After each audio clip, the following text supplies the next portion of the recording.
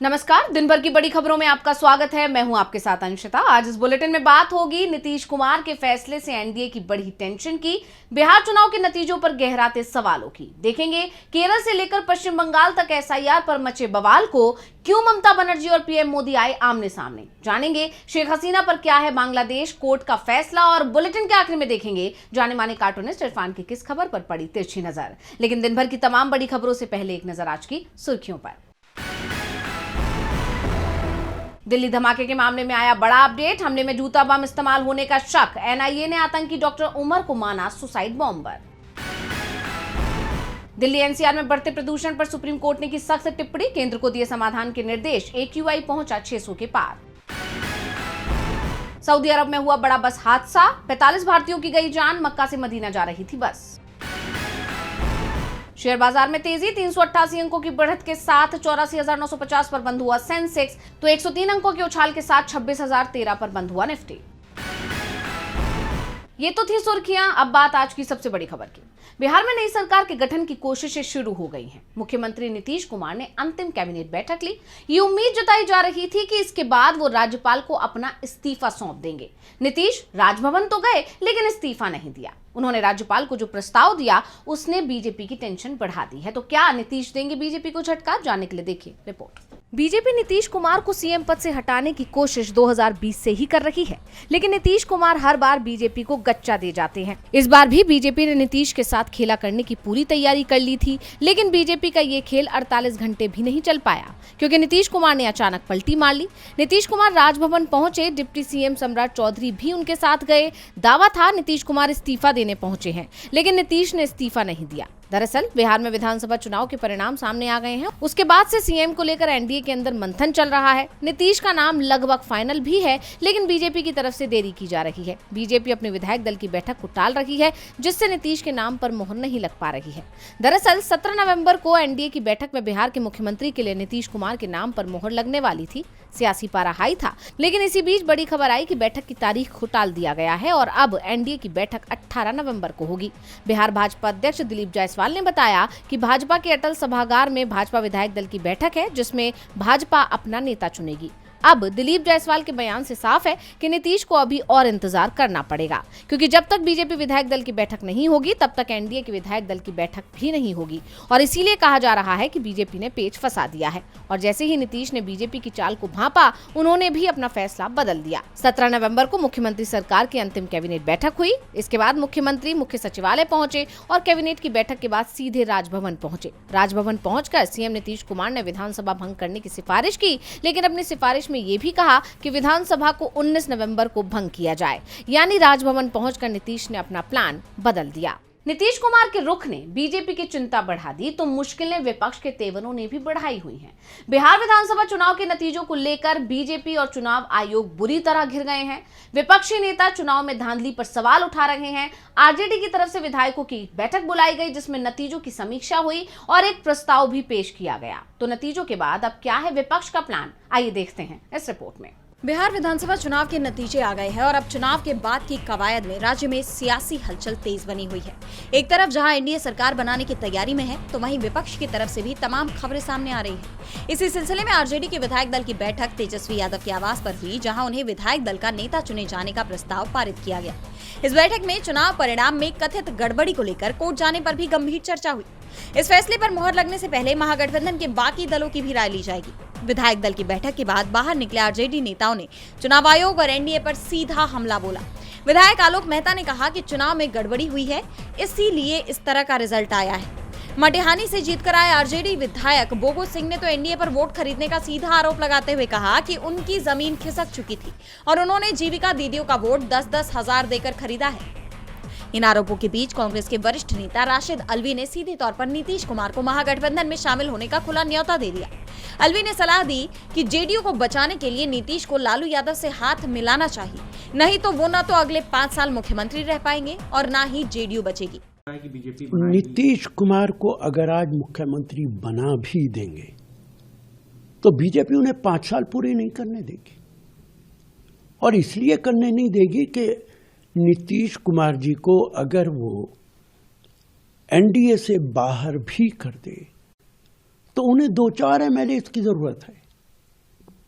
महाराष्ट्र में अगर वो पूरी पार्टी तोड़ सकते हैं तो 2-4 एमएलए को तोड़ना तो बच्चों का खेल है उनके लिए। इसलिए नीतीश कुमार से को मेरी एडवाइस है, आप बीजेपी के मुकाबले में बेहतर आदमी हैं, आपको चाहिए, आपके पास 85 सीटें हैं, 35 सीटें लालू यादव के साथ हैं, आप दोनों मिलकर 120 सीटें हो जाती हैं। और मुझे यकीन है अगर आप मुख्यमंत्री बने और लालू आपको सपोर्ट कर दें तो अवैसी भी आपको सपोर्ट कर देंगे और आप आराम के साथ 5 साल तक 125 सीटों से सरकार चला सकते हैं। ज़्यादा बेहतर होगा कि आप बीजेपी का साथ छोड़ दें, लालू के साथ आएं और मुख्यमंत्री बने और 5 साल तक सरकार चले। वहीं कांग्रेस प्रवक्ता अनुमा आचार्य ने सोशल मीडिया पर सनसनीखेज आंकड़े पेश किए। उन्होंने तारापुर में सम्राट चौधरी को 1,22,480 वोट और लखीसराय से विजय कुमार सिन्हा को 1,22,408 वोट में मिले लगभग कॉपी पेस्ट जैसी वोट संख्या पर सवाल उठाया। उन्होंने लिखा कि दोनों सीटें अलग, दोनों इलाकों की डेमोग्राफी अलग, दोनों का राजनीतिक समीकरण अलग, लेकिन वोट लगभग कॉपी पेस्ट जैसी संख्या। और सबसे दिलचस्प बात, दोनों ही उप मुख्यमंत्री चेहरे। क्या ये आपको ऑर्गेनिक लगता है? क्या ये सामान्य चुनावी उतार चढ़ाव जैसा दिखता है, या फिर ये वही क्रिएटेड रियलिटी है जहां वोटर नहीं, मैनेजमेंट अपने हिसाब से नंबर सेट करता है? महागठबंधन अब परिणामों को कोर्ट में चुनौती देने की तैयारी में है, जबकि नीतीश कुमार को दिया गया न्योता बिहार की राजनीति में नया समीकरण बनाने की संभावना पैदा कर रहा है। अब इस पूरे घटनाक्रम में क्या देखने को मिलता है, ये देखना होगा। बिहार चुनाव के नतीजों के बाद महिलाओं को 10,000 रुपए देने से लेकर चुनाव आयोग की SIR प्रक्रिया तक विपक्ष हर मुद्दे को उठा रहा है। आरोप लगा रहा है कि चुनाव में धांधली हुई है। वैसे SIR का विरोध तो शुरुआत से ही हो रहा था और अब तो चुनाव आयोग की तरफ से 12 राज्यों में यह प्रक्रिया की जा रही है, लेकिन उनमें भी कई जगह इसका विरोध देखा जा रहा है। केरल से लेकर पश्चिम बंगाल तक भारी बवाल देखने को मिल रहा है। देश भर में SIR को लेकर बवाल मचा हुआ है। दूसरे चरण का SIR शुरू होने के बाद से ही तमाम राज्यों में इसका विरोध देखा जा रहा है। हालिया खबरें केरल, राजस्थान और पश्चिम बंगाल से आई हैं। केरल में स्थानीय निकाय चुनावों का हवाला देते हुए इंडियन यूनियन मुस्लिम लीग ने SIR प्रक्रिया के खिलाफ सुप्रीम कोर्ट का रुख किया है। इंडियन यूनियन मुस्लिम लीग ने दलील दी है कि SIR के तहत हो रहे काम के तरीके और समय सीमा पर उन्हें आपत्ति है। वहीं SIR के काम के बढ़ते तनाव की वजह से केरल और राजस्थान में 2 BLOs की जान जाने की भी खबर सामने आई है। केरल के कन्नूर में सरकारी स्कूल स्टाफ अनीश जॉर्ज ने खुद की जान ले ली। वो चुनाव के लिए BLO थे। परिजनों ने आरोप लगाया है कि उन्होंने ये कदम SIR से जुड़े काम की टेंशन के चलते उठाया। वहीं राजस्थान में कालावाड़ के एक सरकारी टीचर और BLO मुकेश कुमार जांगिड़ ने ट्रेन के आगे छलांग लगा दी। उनकी जेब से मिले नोट में अधिकारियों की तरफ से काम का दबाव बनाने और सस्पेंड करने की धमकी देने का जिक्र मिला है। कोलकाता में भी एक BLO को अस्पताल में भर्ती कराया गया, जिनकी पत्नी ने उन पर SIR का काम निपटाने के भारी दबाव की शिकायत की है। इधर पश्चिम बंगाल में SIR की प्रक्रिया पर BLOs ने चुनाव आयोग के खिलाफ मोर्चा खोल दिया है। उनका आरोप है कि चुनाव आयोग ने उन पर असहनीय और अनुचित कार्य का दबाव डाल दिया है। पहले BLOs को घर घर जाकर वोटर गणना फॉर्म्स बांटने और इकट्ठा करने की जिम्मेदारी थी, लेकिन अब उन्हें फॉर्म्स को BLO ऐप पर डिजिटली अपलोड करने का भी काम दे दिया गया है। राज्य के तमाम हिस्सों में BLOs इसी डिजिटल अपलोडिंग आदेश का विरोध कर रहे हैं। उनका कहना है कि चुनाव आयोग ने अचानक डिजिटल डेटा एंट्री शुरू करने और ट्रेनिंग लेने का निर्देश दे दिया, जिसे इतने कम वक्त में पूरा कर पाना मुश्किल है। हावड़ा के BLOs ने शिकायत की है कि उन्हें डेटा को पहले कागज पर और फिर डिजिटल तरीके से यानी 2 बार दर्ज करने के लिए कहा जा रहा है, जिससे काम का बोझ 2 गुना हो चुका है। कई बुजुर्ग अधिकारी टेक्नोलॉजी से अनभिज्ञ हैं और इस अचानक बदलाव से तालमेल बिठाने में उन्हें मुश्किल हो रही है। सिलीगुड़ी और हावड़ा में BLOs ने जबरदस्त विरोध प्रदर्शन किया और चुनाव आयोग पर अत्यधिक दबाव डालने का आरोप लगाते हुए काम तक छोड़ने की चेतावनी दे दी है। ये मामला अब चुनाव आयोग के लिए एक बड़ा प्रशासनिक संकट बन गया है, जिस पर सुप्रीम कोर्ट का रुख किए जाने से राजनीतिक हलचल तेज हो गई है। SIR पर विवाद बढ़ता ही जा रहा है तो सवालों में EVM भी है। EVM में धांधली के आरोप तो पहले से ही लग रहे थे। 2024 के लोकसभा चुनाव के दौरान ये मुद्दा गरमाया हुआ था और अब बिहार चुनाव के नतीजों ने एक बार फिर EVM को कटघरे में खड़ा कर दिया है। विपक्ष के नेताओं का साफ कहना है कि EVM पर भरोसा नहीं किया जा सकता, तो कैसे EVM पर फूटा विपक्ष का गुस्सा। बिहार चुनाव के नतीजों को लेकर सियासत में वैसा वैसा ही बवाल देखने को मिल रहा है जैसा कांग्रेस सांसद राहुल गांधी के वोट चोरी पर खुलासे के बाद देखने को मिला था। विपक्ष बीजेपी पर वोट चोरी के आरोप लगा रहा है और अब ऐसा माना जा रहा है कि विपक्ष के उन आरोपों पर मुहर लग गई है।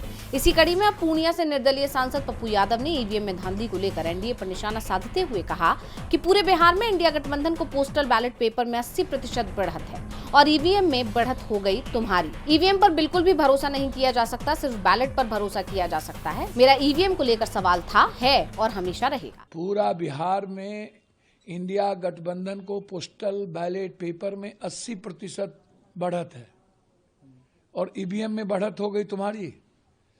ईवीएम पर कतई भरोसा नहीं किया जा सकता है, बैलेट पर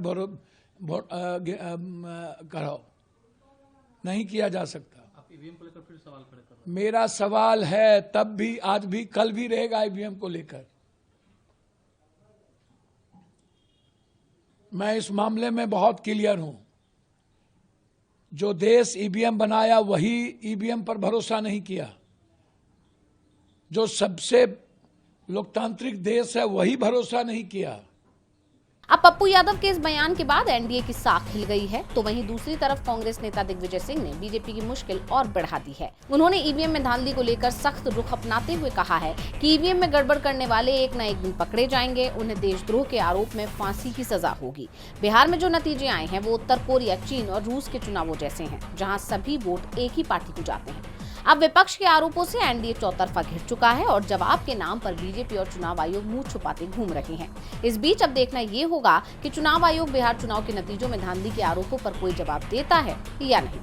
देखिए इस रिपोर्ट में। ईवीएम को लेकर सवाल थे और हैं और हमेशा रहेंगे। पप्पू यादव ने तीखा बयान दिया है तो तेवर ममता बनर्जी के भी सख्त दिखाई दे रहे हैं। दार्जिलिंग में गोरखा मुद्दों पर मोदी सरकार और राज्य की टीएमसी सरकार आमने सामने दिखाई दे रही है। मुख्यमंत्री ममता बनर्जी ने एक बार फिर पीएम मोदी को पत्र लिखा है और केंद्र के फैसले पर सवाल उठाए हैं। उन्होंने मोदी सरकार के हस्तक्षेप को राज्य के अधिकार क्षेत्र का उल्लंघन बताया है, साथ ही बड़ी मांग भी की है। देखिए रिपोर्ट में। पश्चिम बंगाल की मुख्यमंत्री ममता बनर्जी ने मोदी सरकार पर गंभीर आरोप लगाए हैं। उनका कहना है कि केंद्र सरकार राज्य सरकार के अधिकार क्षेत्र में हस्तक्षेप कर रही है। उन्होंने पीएम मोदी को खत लिखकर केंद्र के रवैये पर सवाल उठाए हैं। दरअसल केंद्र की तरफ से दार्जिलिंग पहाड़ियों में गोरखाओं से संबंधित मुद्दों के लिए एक सेवानिवृत्त आईपीएस अधिकारी को इंटरलोक्यूटर यानी वार्ताकार नियुक्त किया गया है, जिस पर सीएम ममता ने कड़ी आपत्ति जताई। उन्होंने इस मुद्दे पर दूसरी बार पीएम को चिट्ठी लिखी है। इससे पहले 18 अक्टूबर को लिखे गए उनके खत को लेकर उनका कहना है कि प्रधानमंत्री कार्यालय ने उनकी चिंताओं को स्वीकार किया है और उन्हें केंद्रीय गृह मंत्री को भेज दिया। लेकिन अब इस नियुक्ति को एक तरफा और मनमाना बताते हुए ममता ने कहा कि ये गंभीर चिंता का विषय है कि मेरे पत्र के जवाब में कोई और बातचीत किए बिना और आपके हस्तक्षेप के बावजूद गृह मंत्रालय के अंतर्गत वार्ताकार का कार्यालय पहले ही काम करना शुरू कर चुका है। उन्होंने इस बात पर जोर दिया कि ये कदम संवैधानिक प्रावधानों और गोरखालैंड प्रादेशिक प्रशासन यानी जीटीए अधिनियम 2011 के तहत राज्य के अधिकार क्षेत्र का उल्लंघन करता है। साथ ही पीएम मोदी से इस नियुक्ति को रद्द करने की अपील की। ममता ने कहा कि ये कार्रवाई पश्चिम बंगाल सरकार के परामर्श या सहमति के बिना की गई है। ये पूरी तरह से असंवैधानिक, अधिकार क्षेत्र से बाहर और किसी भी कानूनी वैधता से रहित है। उक्त आदेश का ना तो भारत के संविधान में और ना ही किसी वैधानिक प्रावधान में कोई आधार है। दार्जिलिंग क्षेत्र पश्चिम बंगाल राज्य का एक अविभाज्य और अभिन्न अंग है। ममता बनर्जी ने मोदी सरकार पर संविधान के खिलाफ काम करने का आरोप लगाया है। इस मामले ने केंद्र और उनके बीच जारी तनाव को और बढ़ा दिया है। अब देखना यह होगा कि पीएम मोदी इस पर क्या रुख अपनाते हैं। सीएम ममता ने केंद्र पर गंभीर आरोप लगाए हैं तो मुश्किलें आजम खान की भी बढ़ गई हैं। सपा नेता आजम खान और उनके बेटे अब्दुल्ला आजम को एमपी एमएलए कोर्ट ने 7-7 साल की जेल की सजा सुनाई है। हाल ही में 2 महीने पहले ही आजम खान जेल से बाहर आए थे और अब एक बार फिर उन्हें जेल की सजा सुना दी गई है। तो क्या है ये पूरा मामला जिसमें आजम खान और उनके बेटे को हुई है जेल, जानेंगे रिपोर्ट में। समाजवादी पार्टी के नेता और पूर्व मंत्री आजम खान को एक बार फिर बड़ा झटका लगा है। रामपुर की एमपी एमएलए कोर्ट ने 2 पैन कार्ड वाले मामले में आजम खान और उनके बेटे अब्दुल्ला आजम को दोषी करार देते हुए 7-7 साल की जेल की सजा सुनाई है। हाल ही में 2 महीने पहले ही आजम खान जेल से बाहर आए थे। आइए समझते हैं कि ये 2 पैन कार्ड का मामला क्या है। दरअसल ये पूरा मामला साल 2016 का है। भाजपा विधायक आकाश सक्सेना द्वारा सिविल लाइंस कोतवाली में दर्ज कराई गई एफआईआर के मुताबिक अब्दुल्ला आजम ने कथित तौर पर 2 अलग-अलग पैन कार्ड्स बनवाए थे। पहले कार्ड्स में उनके नाम अब्दुल्ला के साथ जन्म तिथि जनवरी 1993 की दर्ज थी। वहीं दूसरे कार्ड में उनका नाम मोहम्मद अब्दुल्ला के साथ जन्मतिथि 30 सितंबर 1990 की दर्ज थी। जांच में ये सामने आया कि आजम खान ने आपराधिक साजिश रचकर बेटे के लिए धोखाधड़ी की थी, जिसके चलते पुलिस ने चार्जशीट में उन्हें सह अभियुक्त बनाया है। रामपुर सहित यूपी की राजनीति में गहरी पैठ रखने वाले आजम खान के लिए ये फैसला उनकी राजनीतिक यात्रा में एक और बड़ी रुकावट बनकर आया है। इससे पहले वो कई दूसरे मामलों में भी सजा पा चुके हैं, जिसके कारण उनकी विधानसभा की सदस्यता भी रद्द हो चुकी है। इस नए फैसले ने एक बार फिर आजम परिवार पर कानूनी शिकंजा कस दिया है, जिससे उत्तर प्रदेश की सियासत में हलचल मच गई है। सपा नेता आजम खान को बड़ा झटका लगा है, तो झटका शेख हसीना को भी लगा है। अपदस्थ पीएम शेख हसीना के खिलाफ बांग्लादेश की इंटरनेशनल क्राइम्स ट्रिब्यूनल का फैसला आ गया है, लेकिन हसीना ने कोर्ट के फैसले को पक्षपाती बताया है। ढाका में संवेदनशील माहौल बना हुआ है। सुबह से धमाकों की आवाज सुनाई दे रही है। सड़क पर 15,000 सुरक्षा बलों की तैनाती की गई है। तो क्या है कोर्ट का फैसला, जानने के लिए देखिए रिपोर्ट। बांग्लादेश की अपदस्थ पीएम शेख हसीना के खिलाफ वहां की अदालत ने सख्त फैसला सुनाया है। इंटरनेशनल क्राइम्स ट्रिब्यूनल ने हसीना को मानवता के खिलाफ गंभीर अपराध का दोषी करार दिया और उन्हें फांसी की सजा सुनाई है। दरअसल ये सुनवाई शेख हसीना और उनके 2 सहयोगियों के खिलाफ हो रही थी। पूर्व गृह मंत्री असदुज्जमान खान और पूर्व आईजीपी अब्दुल्ला अल ममून। असदुज्जमान हसीना की तरह फिलहाल भारत में शरण लिए हुए हैं, जबकि पूर्व आईजीपी बांग्लादेश की जेल में है और वो इस पूरे मामले में सरकारी गवाह बन गए। कोर्ट ने हसीना और असदुज्जमान खान को तो फांसी की सजा सुनाई, लेकिन अब्दुल्ला अल ममून को केवल 5 साल के जेल की सजा सुनाई है। तीनों के खिलाफ अगस्त 2024 में हुए छात्रों के आंदोलन के दौरान हुई घटनाओं को लेकर मुकदमे चलाए गए। अपने फैसले में कोर्ट ने कहा कि बड़ी संख्या में प्रदर्शनकारियों की जान गई है। शेख हसीना ने शांतिपूर्ण प्रदर्शन कर रहे छात्रों पर हेलीकॉप्टर से बम गिराने के आदेश दिए थे। अवामी लीग के कार्यकर्ता कथित रूप से सड़कों पर उतर आए और पार्टी नेतृत्व की पूरी जानकारी में सुनियोजित हमले किए। शेख हसीना की सरकार में सेना, पुलिस और आरएबी ने न्याय प्रक्रिया से हटकर लोगों की जान ली। शेख हसीना और अन्य आरोपियों ने संयुक्त रूप से आपराधिक साजिश रची थी। हसीना की सभी प्रॉपर्टी को जब्त करने का आदेश दिया गया है। बांग्लादेश के कानूनी प्रावधानों के मुताबिक कोर्ट के इस फैसले के खिलाफ हसीना 30 दिनों के अंदर बांग्लादेश सुप्रीम कोर्ट के अपील डिवीजन में अपील कर सकती हैं। सुप्रीम कोर्ट को 60 दिनों के अंदर इस अपील पर फैसला देना अनिवार्य है। हालांकि शेख हसीना ने कोर्ट के इस फैसले को पूरी तरह नकार दिया। उन्होंने कहा कि ये फैसला गलत, पक्षपाती और राजनीति से प्रेरित है। ये फैसला ऐसे ट्रिब्यूनल ने दिया है जिसे एक गैर निर्वाचित सरकार चला रही है और जिसके पास जनता का कोई जनादेश नहीं है। ये अवामी लीग को निशाना बनाने की कोशिश है। वहीं अवामी लीग ने इस फैसले के विरोध में 18 नवंबर को बांग्लादेश बंद का ऐलान किया है। यानी आने वाले वक्त में बांग्लादेश में काफी उथल-पुथल देखने को मिल सकती है। और बुलेटिन के आखिर में देखेंगे जाने माने कार्टूनिस्ट इरफान की किस खबर पर पड़ी तिरछी नजर।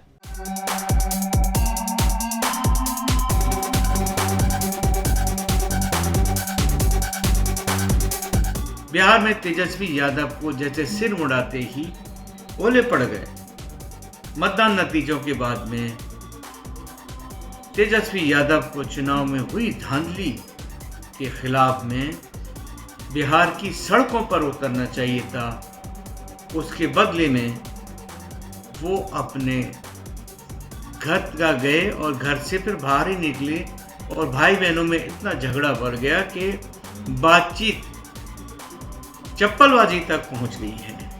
उनकी बहनों ने उनका घर छोड़ दिया है।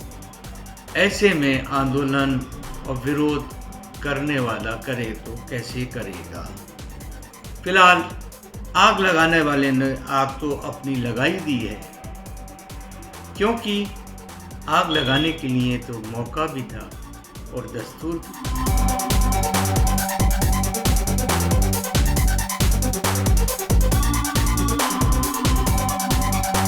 बहुत बहुत शुक्रिया इरफान जी। तो आज इस बुलेटिन में इतना ही। आप देखते रहिए डीवी लाइव और मुझे दीजिए इजाजत। नमस्कार।